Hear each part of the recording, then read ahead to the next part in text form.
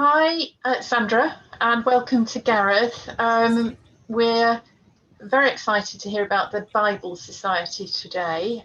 We feel strong links, not just through Sandra, but through Open the Book and through regular giving and a particular tithe gift that we gave a few years ago. So we're excited to hear about how things are going despite lockdown. And I'll hand over to you, Sandra, just to introduce Gareth to the congregation. Okay, thank you, Karen. Yes, well, it's good to see everybody again.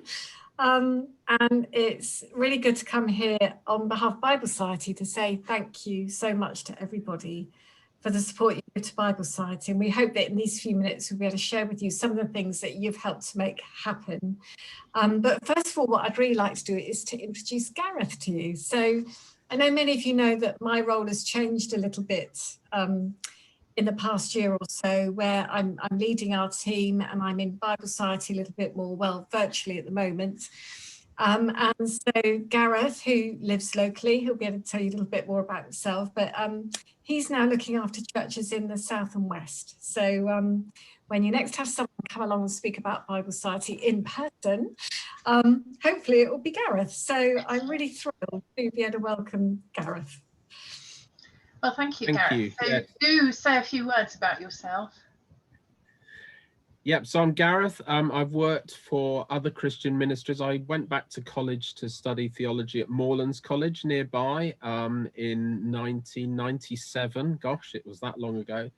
And then that's just as we were having a family. So then after that, I worked for UCCF, working with university students all over the South as the team leader there. And then I worked in a variety of different roles for CARE, the Christian political charity, for about 13 years. So it's been wonderful to join Bible Society. I felt very welcomed by the whole team.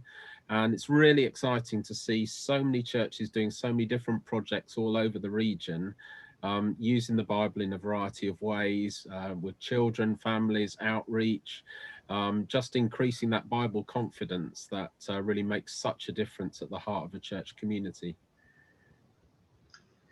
Well, sounds great. If we could move on, I mean, I'm sure the congregation would have plenty of questions, but I'd like to start actually overseas and ask you about Jordan and the outcome of the work that's been going on there for several years. Yes, thank you. Well, I know that you as a church very generously support our work in Jordan through a tithe that you gave for your building project a couple of years ago. And so we've kept a really close eye on the work going on there. And of course, the Jordan team, as teams in all countries, have faced huge challenges this year through the pandemic and the reaction to lockdown. But before all of that, there were two key projects that they've been involved in. One is called Children of God, which is all about investing in the work of children's ministry in the churches around Jordan. And they would go around from church to church doing a training program to introduce children to the Bible, give them copies of the scriptures themselves, and also train leaders to carry on that work when the team had gone. Because one of the things they discovered is there was a huge drop-off rate of young people of faith as soon as they hit their teenage years. And the second program was their trauma healing program, which is innovative and is a wonderful example of how to really make a difference with the scriptures for people who are in some of the most desperate conditions. So Jordan is home to a lot of Iraqi and Syrian refugees, many of whom have been through unimaginable things. And this, alongside kind of counselling and other forms of relief work, is a scripture-based program that enables people to come to terms with some of the things that have happened to them and help them to process those things helpfully and scripturally. And many people are seeing real benefit of that. Now, of course, with lockdown and the pandemic, it became impossible to meet together and to do those kind of face-to-face sessions, which had proved to be so valuable. But wonderfully, the team over there, Munta Namat is the General Secretary and Haya Kuri is the Program Manager, put together an online version of this work, which seems extraordinary, but has been really powerful and really well received. And they're still having hundreds of people go through that program, even though they're having to do it online. So that's a great example of how ministry has been able to change and flourish in what has been such a difficult time. That's amazing. Well done. If we move on to just generally mission in the United Kingdom, Sandra, can you tell us how that's been adapted for COVID? Absolutely, yes. Well, I think we were looking forward to some very exciting plans for 2020, as you may have remembered me speaking about last January, where we were going to take domes to city centres and show films, and we had Chelsea Flower Show coming up. Well, as we all know, big events weren't able to happen, which was really sad because we had high hopes, but we've been able to adapt the way that we've done things, and so things have just gone online. So we go to New Wine and different festivals like that. Well, a lot of those festivals have gone online, and we've been able to contribute in that way. Psalm 23 garden that we were taking to Chelsea Flower Show, that became a virtual event this year, but we are planning for it to happen in May coming up. So we're very excited. We've got Sarah Burley designing the garden, and it's all around Psalm 23. And we just feel that after this year of pandemic, this year that we've been through in 2020, that Psalm 23 will have so much to say to everybody, and that we're really hoping it will have a huge impact as people begin to go out again, to venture out, as people go to the garden show, and they'll be able to experience Psalm 23 for themselves. So we're really excited about that. And festivals will probably pick up again next year and what have you. So lots going on. We've got a big webinar coming up, haven't we, Gareth, in February, where we're working with all denominations of churches at presenting a webinar, thinking about mission after lockdown, and how we can support the church to do local mission and discover what's happening in their area, what people think about faith and the Bible, so that we can be so much better at doing mission in our localities. So I don't know if I've forgotten anything, Gareth. Is anything to add to that? Well, just to develop that a little bit further, so you may know about our Lumino project, which is all about using research about all the different kinds of people in our communities and what their attitude is towards the Bible and to Christian faith. It's groundbreaking research. A 20,000 panel with YouGov formed that research. Well, we're redeveloping that platform further, and the webinar that Sandra's just mentioned is going to be a key launch pad for that, to actually help churches to think, particularly as we come out of lockdown, how can we reach out to those people for whom the Bible is still something of a mystery? They have some degree of interest in it, but they just don't know how to approach it. How can we as churches reach out to those people in a really informed way that will build bridges to them and help them as they process many of the feelings that we'll all have coming out of lockdown, and help to build those bridges to bring them into touch with the Christian faith. So we're really excited about a big year for us. That sounds very exciting. Is there any activity politically to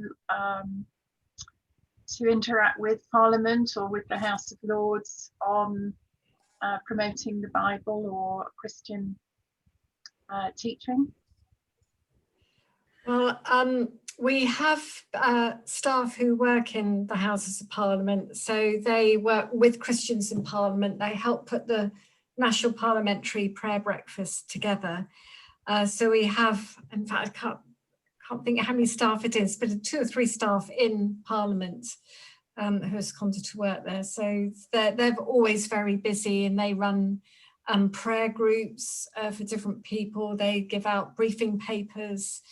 But the big thing really is the National Parliamentary Prayer Breakfast, where we encourage church leaders to bring along their local MP, so they can hear a great speaker, pray together, worship together for the nation. and that's a really big event. And with this big move during the pandemic to go online and digital from in person, when we did the same event last year, I think we did a webinar after that, didn't we, Gareth? And I think we had about 100 guests, which we were thrilled to get. But this year we did it online, and I can't remember what the number is. It's a few thousand. Oh, wow. Guests.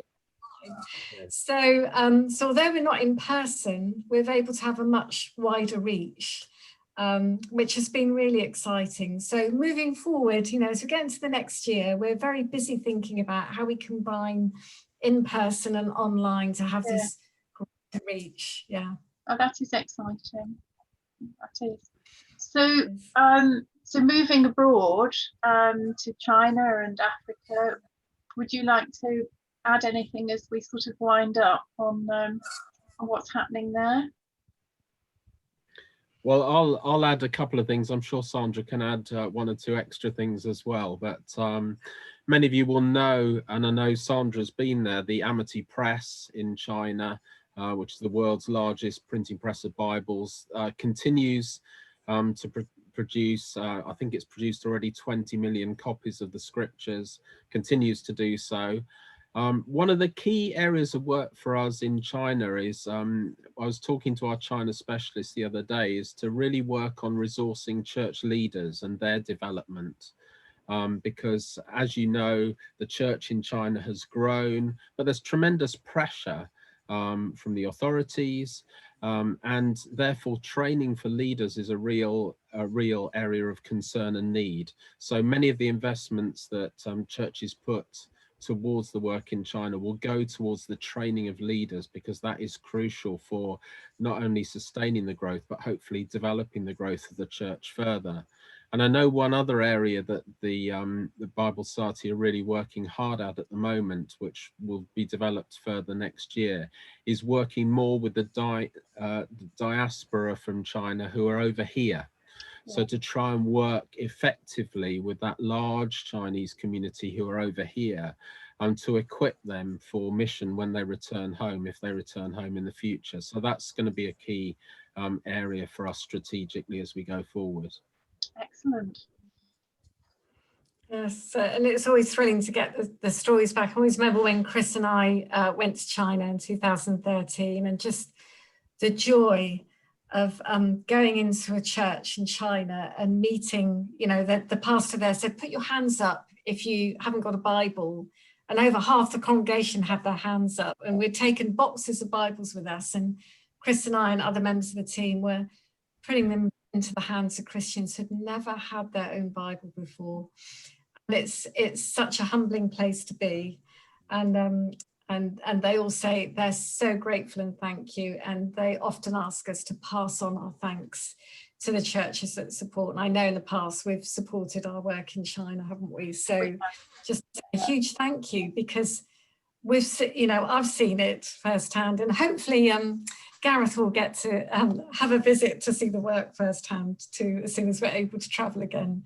But yeah, it's awesome. It's so inspiring to see that. And yeah, so a huge thank you for helping to make that happen, because actually without our supporters, we wouldn't be able to do any of our work at all. So we're incredibly grateful. Thank you. But it is an incredible encouragement to hear those stories too. So thank you. Can I add one final thing, which is to say that in the summer, at the end of the first lockdown, we heard that 88 Bible societies around the world were in imminent danger of financial ruin as a result of not being able to get any income. And we put out an appeal to individuals and churches. Lots of people responded, and I had a report back today to say that so far we've raised £650,000 in this country alone for that appeal, to ensure that those Bible societies stay afloat. So isn't that a wonderful way in which brothers and sisters support one another in times of real need? Yeah, that is fabulous. Well, thank you, Bible Society team, and I'm sure the congregation will really enjoy hearing all about this. And I obviously wish you a very Merry Christmas season, and lots of blessings at this time. Thank you. Bye. And to you too, Karen. Thank you. Yeah, bye everyone. Bye.